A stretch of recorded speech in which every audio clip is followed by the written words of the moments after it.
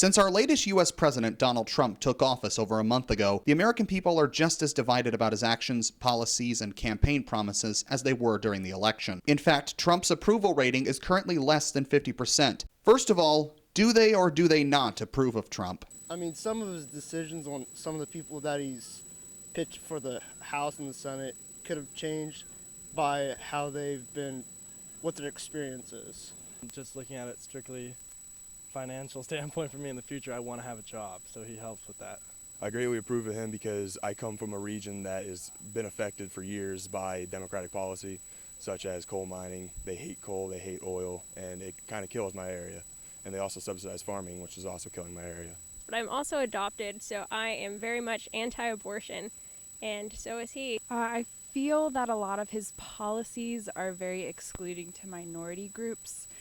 And I think we need to be focusing on creating equity within the nation, and he's definitely not doing that. What do they think he and or the government could do differently? I think he's trying to push things through too quickly, but I like to see that he's actually trying and keeping his promises. You know what, it's kind of hard to say because he's very blunt with what he does. He says things that are unnecessarily controversial. I think he could steer away from things like that, would make him more widely accepted as our president. Sometimes it's refreshing to have someone just says what he thinks, although that can create problems sometimes. I do think that he needs to watch his wording on a lot of things, because I don't think he's necessarily attempting to be racist to his core, even though that's how he's coming across in a lot of places.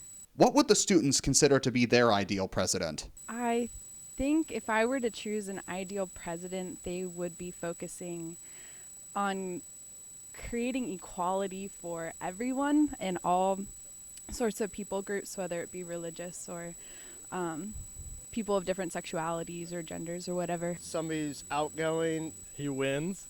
He doesn't care how he gets the job done, he gets it done.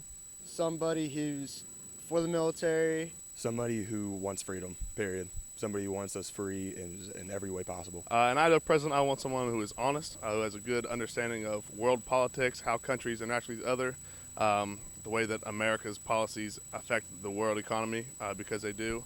But someone who's honest and getting their ideas out there openly, not walking around the bush. His intentions might be good and he might be trying to do the right thing. A lot of times he doesn't come off that way. So we need someone that's like the Reagan era or the Kennedy era, someone who has class and dignity, but still has their morals in check.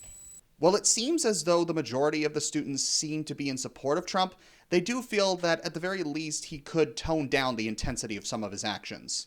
For WCMO, this is Landon Santini reporting.